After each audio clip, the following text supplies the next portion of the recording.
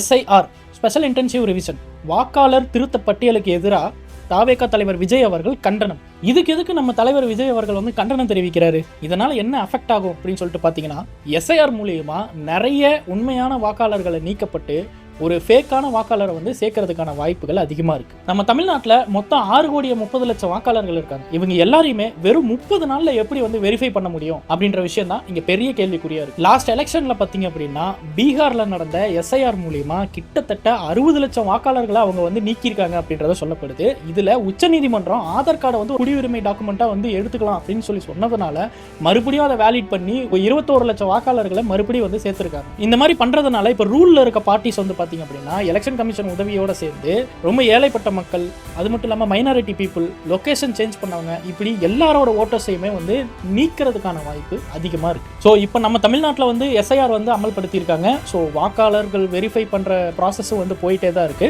So அதுக்கான documents எப்படி நம்ம ஃபில் பண்ணணும், ஒரு சில விஷயங்கள் வந்து 2002 வாக்காளர் பட்டியலில் நம்ம தாத்தா பேரோ பாட்டி பேரோ இப்படி யாரோட பேருமே இருந்தாலும் நம்ம ஒரு குடிமகன் தான் அப்படின்னு சொல்லிட்டு ஈஸியாக நிரூபிக்க முடியும்னு சொல்லிட்டு ஏகப்பட்ட கண்டிஷன்ஸ்லாம் வந்து போட்டிருக்காங்க.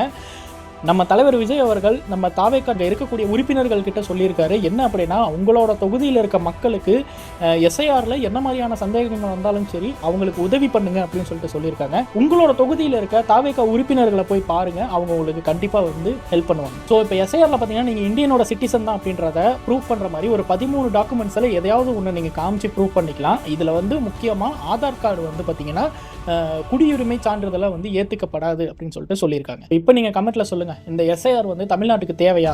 இதனால தமிழ்நாட்டுக்கு நல்லது நடக்கும்னு நினைக்கிறீங்களா இல்லை கெட்டது நடக்கும்னு நினைக்கிறீங்களா அப்படின்றத கீழே கமெண்ட்ல கமெண்ட் பண்ணுங்க. அரசியல் பழகுவோம். காற்று, மழை, வெயில், இயற்கையை யாரால் கட்டுப்படுத்த முடியும்? யாரால் தடுக்க முடியும்? இவையெல்லாம் கடவுளால் உருவாக்கப்பட்டவை. அப்படிதான் எம்மக்களுக்கான அரசியலையும் யாராலும் தடுக்க முடியாது.